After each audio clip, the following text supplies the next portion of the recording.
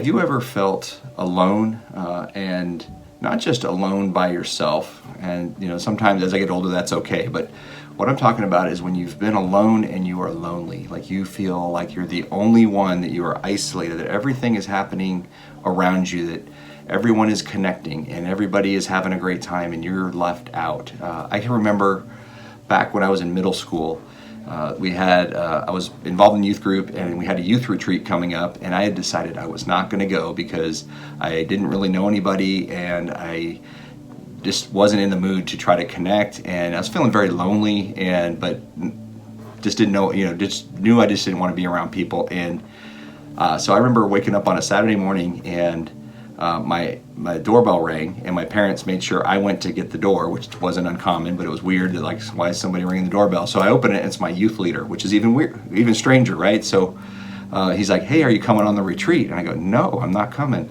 And he's like, "Well, why not?" And I go, "Well, I just don't, I got things to do, I had nothing." But I told him I had things to do, and I go, "Well," and the reality is, I don't even have, I haven't packed a suitcase, I'm not ready. And literally, as I'm saying that, my parents set down a suitcase that was already packed next to me. They had already made the decision that I was going on this retreat, whether I wanted to or not. And so I had zero excuse. So I ended up, against my will, going on this retreat.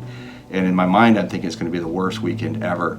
In reality, what it was the turning point for me. It was an amazing weekend where I got to meet some new friends. I got to connect with people that I thought maybe didn't even know who I was or that I was alive, and we had a great time. And for me, it started pulling me out of that loneliness, that isolation that I was trapped in. It's the best thing for me at the time. And it reminded me of a verse way back in Genesis chapter 2, verse 18. And it says, God has just created Adam in the garden, and he's looking around at all the other animals and all the other things that he's created, and God makes this statement. He says, "It is not good for man to be alone." And that was true for Adam, and he needed to be around other people, and so do we. And I know from experience, the last thing you want to be when you are not just alone, but when you're lonely, when you're feeling that kind of depression that's coming up, it's the last thing you want to do is connect with other people, because you want to just, I don't know, in my mind I play with all the reasons why other people don't want to be around me.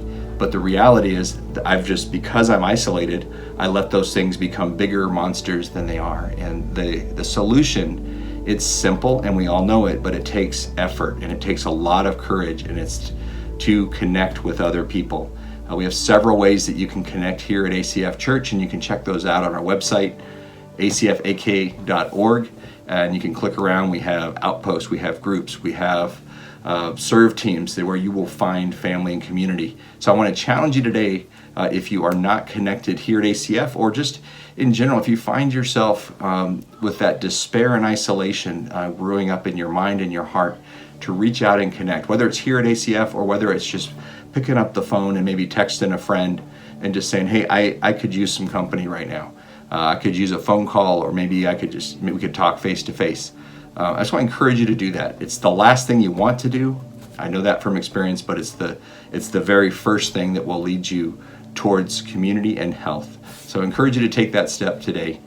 You don't have to go through this alone. Have a good day.